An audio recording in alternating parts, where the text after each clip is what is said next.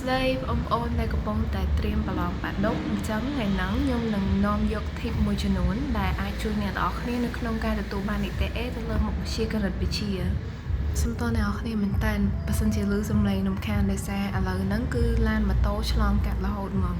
អ្នកនរគ្នាដឹងហើយថាមុខវិជ្ជាគណិតវិទ្យាគឺជាមុខវិជ្ជាដែលពិបាកខ្លាំងមែនតើនៅក្នុងការទទួលយកនីតិ A ដោយសារចំពោះថ្នាក់វិទ្យាសាស្ត្រពិតគឺបន្ទុកពេញគឺ125អញ្ចឹងធ្វើម៉េចទៅយើងអាចសំបន្ទុកដល់បន្ទុកដែលយើងចង់បានដល់បន្ទុកដែលយើងទទួលបាននីតិ A ទី1គឺសម្លាញ់ខ្លាំងមែនតើដោយអ្នកនរគ្នាត្រូវតែយកចិត្តទុកដាក់ទៅលើការបង្រៀនរបស់លោកគ្រូអ្នកគ្រូដែលបង្រៀនយើងនិយាយទៅគឺយកចិត្តទុកដាក់រាល់ចំណុចសំខាន់ផ្សេងៗដែលគាត់បានប្រាប់ដែលគាត់ធ្លាប់បានបរៀនហើយ take note នៅរូបមន្តពីព្រោះគណិតវិទ្យាសំខាន់ខ្លាំងមែនតើគឺរូបមន្តកាលណាយើងមានកូនសៀវភៅ note ទូចមួយដែលយើងទុកកត់រាល់ចំណុចសំខាន់អញ្ចឹងដល់ពេលដែលយើងធ្វើលំហាត់យើងតាក់ត្រង់កន្លែងណាគឺយើងមកបើកមើលភ្លាមតែម្ដងទី2គឺអត់យល់សួរកាលខ្ញុំនៅរៀនគឺខ្ញុំបានសួរលោកគ្រូរបស់ខ្ញុំច្រើនមែនតើតាក់ទងទៅនឹងរបៀបធ្វើតាក់ទងទៅនឹងរូបមន្តផ្សេងវាហេតុអីបានវាទៅជាអញ្ចឹងយើងត្រូវចេះឆ្ងល់ណាអ្នកនរណាយើងដឹងឬគល់ថាហេតុអីបានជារូបមន្តហ្នឹងទៅជាអញ្ចឹងហេតុអីបានគេប្រើតាមហ្នឹងវាងាយស្រួលខ្លះមែនតើដល់យើងរៀនហើយយើងចងចាំបានយូរទៀតទោះបីជាជួបលំហាត់ណាដែលយើងអត់ដែរជួបសោះហើយយើងធ្លាប់ស្គាល់រូបមន្តយើងគិតថាវាអាចទៅតាមណាបានអញ្ចឹងទៅវាអាចជួយដោះស្រាយអ្នកនរគ្នាបានពេលដែរទី3សំខាន់ខ្លាំងបើសិនជាអ្នកនរគ្នាចង់បាននីតិល្អអ្នកនរគ្នាត្រូវរៀនគ្រប់ចំណុចតែម្ដងអត់មានកំឡងអីសោះឧទាហរណ៍ថាអ្នកនរគ្នាធ្វើវិញ្ញាសាគណិត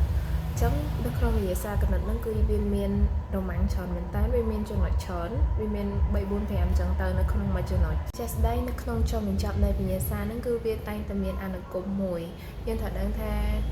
អនុគមយើងត្រូវធ្វើមិនខ្លះនៅក្នុងអនុគមគឺមានចំណុចទូចច្រើនមែនតើយើងត្រូវចេះមេរៀនអ្នកនរគ្នាធ្លាប់រៀនពីដើមឆ្នាំដូចជា limit derivation យើងចេះសង់តារាងសញ្ញាតារាងអធិរភាព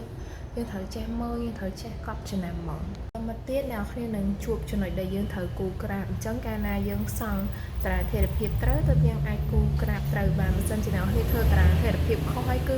ក្រាបក៏ខុសទៅមួយគ្នាដែរពីលើហ្នឹងអនុគមពេលខ្លះគឺមានជាការរកសម័យកាលបន្ទាត់ប៉ះការរកតៃកន្លែងអញ្ចឹងពេលខ្លះឆ្នាំខ្លះអត់ចេញឆ្នាំខ្លះចេញប៉ុន្តែបើសិនជាយើងមកចង់បាននីតិល្អគឺយើងដាច់ខាតត្រូវតែចេះអាហ្នឹងហ្មងខ្ញុំធ្វើលំហាត់ពីតូចមកធំហ្មងហើយនិយាយទៅខ្ញុំចាប់ផ្ដើមពីពហុធាយាអនុគមពហុធារហូតមកដល់ exponential រហូតដល់ ln ហើយជួបនៅសំណួរផ្លែកច្រើនមែនតើនៅក្នុងអនុគមកាលឆ្នាំខ្ញុំប្រឡង2025នេះអនុគមគឺជាអនុគមមួយដែលរៀងធំយ៉ារៀងធ្ងន់ដែរអញ្ចឹងបន្ទុកវាគឺ40បន្ទុកគឺសំខាន់ខ្លាំងមែនតើបើសិនជាធ្លយអស់តែ10បន្ទុកឬមួយក៏20បន្ទុកក្នុងអនុគមហ្នឹងគឺនីតិ A របូតមកទី4គឺការអនុវត្តលំហាត់ឲ្យបានច្រើនអនុវត្តលំហាត់ច្រើនគឺមិនមែនជាការខាតពេលទេអ្នកនរគ្នាគឺជាការដុសខាត់យើងឲ្យយើងចាំរូបមន្តឲ្យយើងចេះឲ្យយើងចាំនៅក្នុងរយៈពេលយូរខ្លាំងមែនតើមិនថាលំហាត់តូចលំហាត់ធំប៉ុន្តែខ្ញុំ recommend ឲ្យអ្នកនរគ្នាធ្វើពីតូចមកធំធ្វើបែបហ្នឹងគឺអ្នកនរគ្នាអត់ឆាប់ធុញទេហើយក៏អត់ឆាប់បោះបង់ដែរ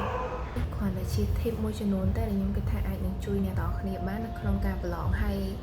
យគឺជូនពរជួយចិត្តទុកដាក់ខិតខំរៀនសូត្រព្រមទាំងទទួលបានការជោគជ័យនៅក្នុងការប្រឡងខាងមុខ